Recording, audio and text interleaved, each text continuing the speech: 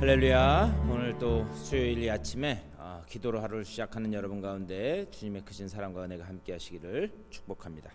우리 시간 찬송하실 때 380장 나의 생명 되신 주 우리 다 같이 찬양하면서 수요일 새벽 기도회 시작하겠습니다.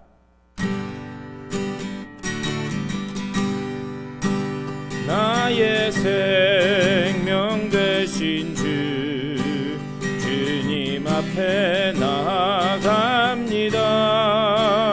주의 흘린 보혈로 정케하사 받아주소서. 날마다 주를 찬송하겠네. 주의 사랑 줄로서 나를 굳게 잡아 매소서. 때론 세상 지날 때 나를 인도하여 주소서. 주를 믿고 나가면 나의 길을 잃지 않겠네. 날마다 주를 찬송하겠네. 주의 사랑 줄로서 나를 굳게 잡아 매소서. 세상 살아갈 때에 주를 더욱 사랑합니다. 밝고 빛난 천국에 나의 영혼 들어가겠네. 날마다 주를 찬송하겠네. 주의 사랑 줄로서 나를 굳게 잡아 매. 날마다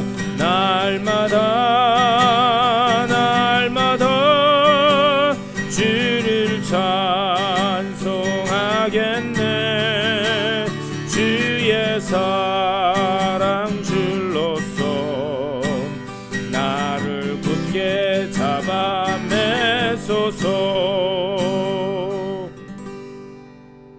다 같이 기도하겠습니다. 우리 주님의 은혜를 감사드립니다. 우리들에게 귀한 날 허락하여 주시고 또 주님과 함께 우리의 첫 시간을 시작해 하시니 감사를 드립니다.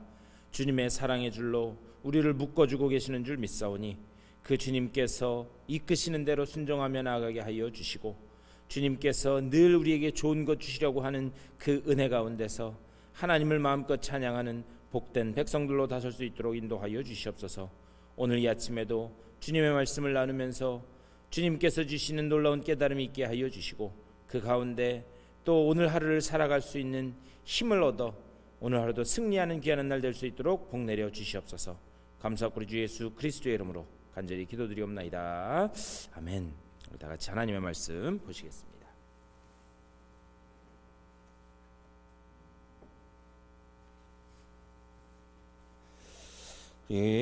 오늘 주신 하나님 말씀 우리 오늘부터 에스라서 볼 건데요. 에스라서 1장 1절부터 4절까지의 말씀.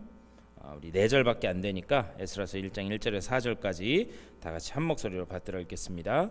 바사왕 고레스 원년에 여호와께서 예레미야의 입을 통하여 하신 말씀을 이루게 하시려고 바사왕 고레스의 마음을 감동시키매 그가 온 나라에 공포도 하고 조소도 내려 이르되 바사왕 고레스는 말하노니 하늘의 하나님 여호와께서 세상 모든 나라를 내게 주셨고 나에게 명령하사 유다 예루살렘에 성전을 건축하라 하셨나니 이스라엘의 하나님은 참 신이시라. 너희 중에 그의 백성된 자는 다 유다 예루살렘으로 올라가서 이스라엘의 하나님 여호와의 성전을 건축하라. 그는 예루살렘에 계신 하나님이시니라. 그 남아있는 백성이 어느 곳에 머물러 살든지 그곳 사람들이 마땅히 은과 금과 그 밖의 물건과 짐승으로 도와주고 그 외에도 예루살렘에 세울 하나님의 성전을 위하여 예물을 기쁘게 드릴지니라 하였더라. 아멘. 오늘 또 이 말씀 가지고 말씀 나누도록 하겠습니다. 오늘부터 이제 사무엘 하 말씀 끝나고 에스라서 그리고 느헤미야서를 같이 묵상하도록 하겠습니다. 우리 에스라서 지금 1장 읽었는데요. 에스라서는 10장까지 총 10장의 말씀이 있습니다. 그리고 느헤미야서는 13장의 말씀이 있습니다. 근데 이 에스라서와 느헤미야서는 원래 하나의 책이었어요. 특별히 히브리어 성경을 보면 이 에스라서와 느헤미야서가 하나로 되어 있습니다. 그랬던 것이 이제 이 히브리어 성경을 헬라어 그리스어로 번역을 한 그 책이 70인역이라고 하는 그 책인데 그 책에서 이 에스라서와 느헤미야서를 구분을 했어요. 그래서 느헤미야서를 제2 에스라서 이렇게 나눴습니다. 그리고 그것을 따라서 오늘 우리 한국말 성경은 에스라서와 느헤미야서를 이렇게 나눈 것을 볼 수 있습니다. 그래서 이 에스라서와 느헤미야서는 그 역사적 배경을 같이 하고 있다 이렇게 말씀드릴 수 있어요. 이 에스라서는 바벨론 포로기가 끝나고 귀환한 그 선지자였습니다. 1절에 그 배경이 설명이 되어 있어요. 바사왕 고레스 원년에 여호와께서 예레미야의 입을 통하여 하신 말씀을 이루게 하시려고 바사왕 고레스의 마음을 감동시키매 그가 온 나라에 공포도 하고 조서도 내려 이르되. 도저히 무너질 것 같지 않았던 그 바벨론이 바사, 오늘날 지역은 페르시아죠. 페르시아에 의해서 망하게 됩니다. 그래서 전 세계가 이제 격동의 세계에 빠져 들어가게 돼요. 그런데 그 정복한 왕이 누구였는가? 바사왕 고레스였다 이렇게 말씀하고 있습니다. 지금 이스라엘 백성들은 바벨론의 포로로 끌려갔어요. 그러는 중에 세계의 질서가 지금 재편되고 있는 것을 볼 수가 있습니다. 그래서 원래는 바벨론의 포로로 끌려갔는데 이제는 바사의 페르시아의 노예로 그들의 상황이 바뀌게 된 것입니다. 그런데 여기서 뭐라고 말씀하시느냐? 여호와께서 예레미야의 입을 통하여 하신 말씀을 이루게 하시려고. 놀랍게도 전 세계는 힘에 의해서 먹고 먹히는 그런 격동의 세계가 펼쳐지고 있고 난리가 났지만 하나님은 당신의 그 계획을 따라서 이 역사를 꿰뚫는, 역사를 관통해가는 그 모습을 우리는 여기에서 볼 수가 있습니다. 이거는요, 오늘 세상을 살아가는 우리 그리스도인들이 붙잡아야 될 중요한 그런 신앙적인 원리입니다. 우리는요, 주의 영광을 위해서 세상에 보냄을 받은 그런 사람들입니다. 그런데 우리가 보냄받은 그 세상의 논리는 무엇인가? 힘에 의해서 또 세상의 질서에 의해서 움직이는 그런 환경이에요. 그런데 그곳에 우리가 보냄을 받았다는 거예요. 하나님의 백성이지만 세상의 그 논리라고 하는 환경 속에서 우리가 살아갈 수밖에 없다라고 하는 그런 말씀입니다. 그래서 사실 우리 속에는요, 이 두 개의 패턴이 같이 공존하지 못하고 있어요. 두 개의 패턴이 분리가 되어 있습니다. 하나님의 백성이냐 아니면 세상의 논리이냐. 그런데 하나님이 일하시는 방식은 뭐냐? 그것이 이렇게 섞여 있다는 거예요. 그래서 그 섞여 있는 그 세상에 우리가 보내심을 받아서 살고 있기 때문에 하나님이 일하시는 그 의미, 하나님이 일하시는 그 뜻과 방식을 구분하기가 참 쉽지 않다라고 하는 그런 말씀입니다. 왜 그런가? 하나님의 방식과 세상의 질서, 이 두 개가 섞여 있기 때문에. 지금 세상은요, 바벨론이 패망하고 그리고 신흥 제국이 일어난 그런 때입니다. 그런데 놀랍게도 오늘 말씀은 이런 때에 뭐라고 말씀하시는가? 예레미야에게 하신 하나님의 말씀을 이루려고 이렇게 말씀해요. 이것은 사실 예레미야 29장 10절 그 이하의 말씀입니다. 여기에서 하나님께서 예레미야 선지자에게 주셨던 말씀이 뭐냐? 70년 기한이 차면 내가 반드시 돌아오게 하겠다. 이 하나님의 말씀을 이루시려고. 우리가 여기서 봐야 되는 것은 무엇인가? 이 역사의 주관자는 누구신가? 역사의 주권은 누구에게 있는가? 하나님에게 있는 줄 믿습니다. 아무리 세상이 격동의 그 시절을 보낼지라도 하나님은 세상을 주관하시면서 당신의 언약대로 이 세상을 이끌어 가신다라고 하는 사실을 우리는 볼 수 있어야 합니다. 우리의 머리털까지 세신 받으신 우리 그 하나님, 삶의 작은 문제까지도 통치하시고 주관하신 하나님, 그분이 바로 우리 아버지 되시는 줄 믿습니다. 오늘 그것을 1절 말씀에서 말씀하는 거예요. 그래서 왕 고레스의 마음을 감동시킴에 그가 온 나라에 공포도 하고 조서도 내려 이르되 이렇게 말씀해요. 하나님이 이방 왕인 그 고레스의 마음을 감동시키셨다는 거예요. 그런데 오늘 말씀만 보면 그가 하나님을 찬양하고 있는 것 같지만 그가 하나님을 진짜로 믿었는지 아닌지 그것은 우리가 말씀을 통해서는 알 수 없습니다. 하지만 중요한 사실은 뭐냐? 하나님이 그를 사용하셨다는 거예요. 그가 하나님의 도구로 지금 사용되고 있다라고 하는 사실은 확실합니다.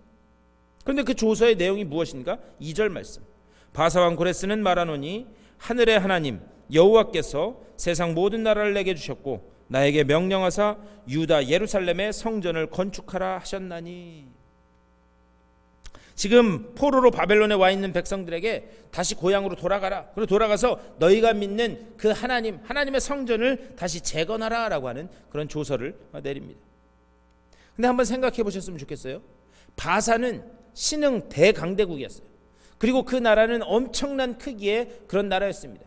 그런데 그 왕이 이 요단강 근처에 있는 저 조그만 나라, 그 나라 노예들에 대해서 아주 자세하고 그리고 아주 구체적으로 조서를 내렸다는 거예요. 과연 이게 가능한 일인가? 여러분 한번 생각해 보세요. 미국 같은 이런 큰 나라 대통령이 저 아프리카에 있는 잘 눈에 띄지 않는 조그만 나라에 대해서 세심하게 알고 관심을 보이고 뭔가 조서를 내렸다. 오늘날에도 이것이 큰 그런 놀라운 일인데 당시는 상상할 수도 없었던 일이에요. 과연 이게 가능한 일인가?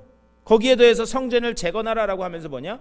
거기에 들어가는 모든 비용 그리고 행정적인 조치까지 다 취해 주는 것을 말씀하고 있습니다. 그런데요, 한번 여러분 지금 바벨론의 포로로 와 있는 그 포로된 이스라엘 백성의 입장에서 한번 생각해 보셨으면 좋겠어요.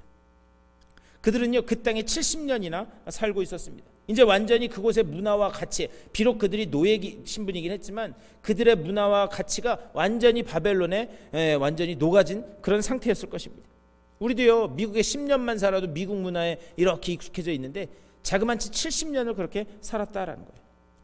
그리고 그들이 비록 노예 신분이긴 하지만 먹고 사는 문제, 안전의 문제는 아마 그들에게 보장이 되어 있었을 거예요. 그런데 하루아침에 본국으로 돌아가라?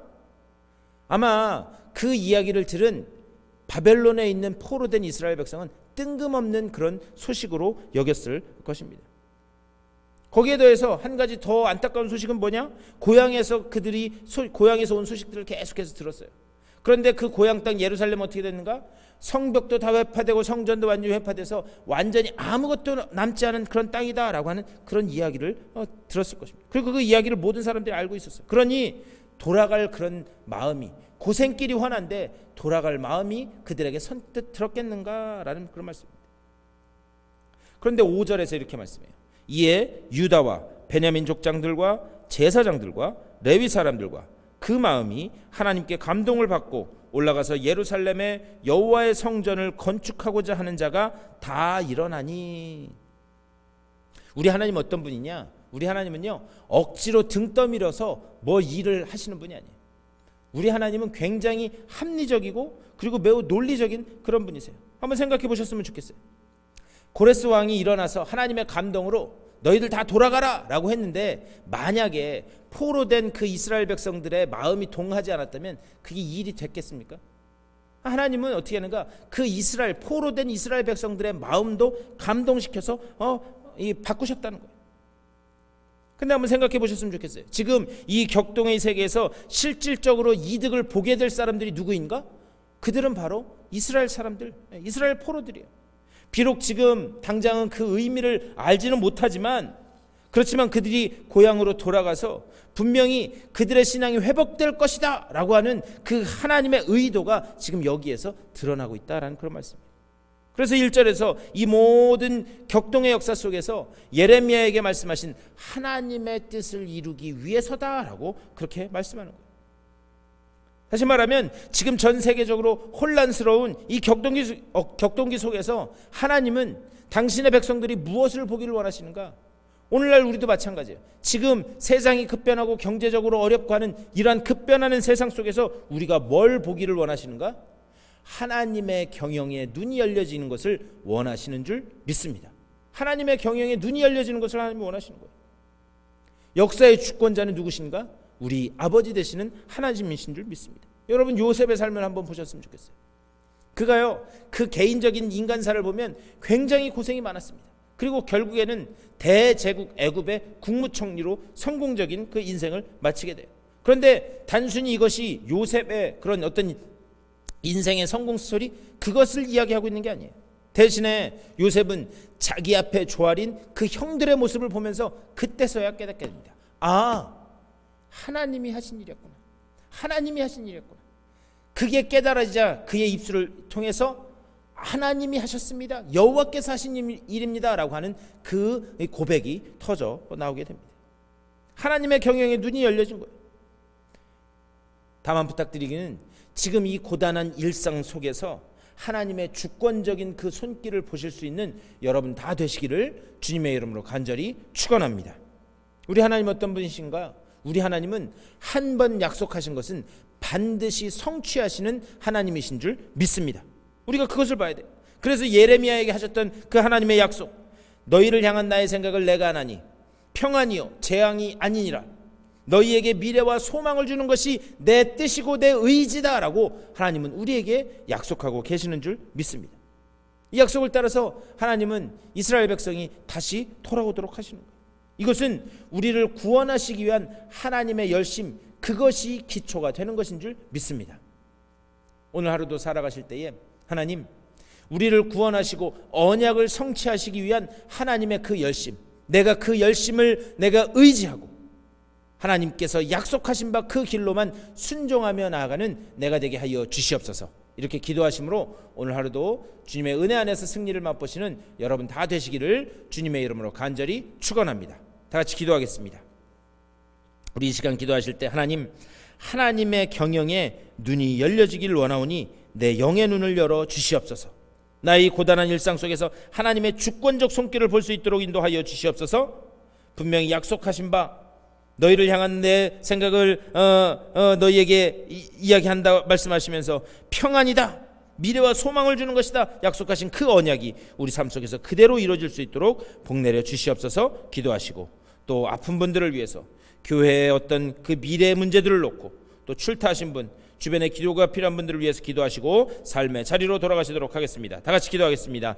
우리 주님의 크신 사랑과 은혜를 감사드립니다. 아버지여, 주님의 그 주권적인 손길에 눈이 열려지길 원합니다. 세상은 날로 급변하게 변화하고 경랑의 시기 속에 있을지라도 아버지여, 이때에 주님께서 이 세상을 경영하시고 세상의 주권이 주님께 있음을 아버지여 우리가 볼 수 있도록 우리들의 영의 눈을 열어 주시옵소서. 세상을 경영하시며 이끌어 가시는 그 하나님의 손길 가운데 우리에게 약속하신 바 그 언약을 반드시 성취하시는 하나님, 반드시 우리와 함께 하시고 우리를 이끄신다고 하신 그 주님의 약속만을 따라서 나아가는 우리 모두가 될 수 있도록 인도하여 주시옵소서. 그 언약의 말씀 가운데서 아버지 정말 우리가 그 언약을 붙들고 언약을 의지하고 주님께서 이끄시는 길로만 순종하며 나가게 하여 주시옵소서. 아버지 정말 교회의 미래를 문제를 놓고 기도하는 가운데 있습니다. 온 성도들이 한 마음을 이루게 하여 주시옵소서. 하나 되게 하시는 성령님의 그 놀라운 손길을 맛보게 하여 주시고 아버지 정말 온전히 우리를 이끌어 가시며 우리를 승리케 하시는 아버지 정말 가장 좋은 것으로 주시려고 하는 그 주님의 뜻을 따라서 주님께서 보내시면 가고 서라고 하면 서는 온전한 순종이 우리 가운데 있을 수 있도록 인도하여 주시옵소서. 지금 아픔 가운데 있는 이들이 있습니다. 아버지 육체의 질병으로 개인적인 문제들 놓고 어렵고 힘든 이들 한 분 한 분 찾아가 주시사 주님께서 아버지의 치유의 광선을 비춰서 치유하여 주시고 주님께서 성령을 통하여 새로운 힘과 용기를 허락해 주셔서 다시 일어나게 하여 주시며 아버지 정말 주님께서 온전히 함께 하시는 그 놀라운 능력 안에서 하나님 앞에 영광 올려드리는 아버지들의 삶이 될 수 있도록 인도하여 주시옵소서. 오늘 하루도 기도로 시작한 주의 백성들입니다. 주님께서 주시는 그 힘과 용기 가운데 아버지 정말 주님의 역사하심을 보게 하여 주시고 주님께서 저들의 삶을 친히 주관하심을 보며 주님을 향하여 찬양의 입술이 열려지는 아버지와 복된 한 날 될 수 있도록 주의 아버지 붙잡아 주시고 좀 인도하여 주시옵소서. 주의 구원의 그 손길만 아버지 정말 주원의 주님의 그 역사하시는 그 손길만 보는 귀한 한 날 될 수 있도록 주여 아버지 붙잡아 주시고 좀 인도하여 주시옵소서.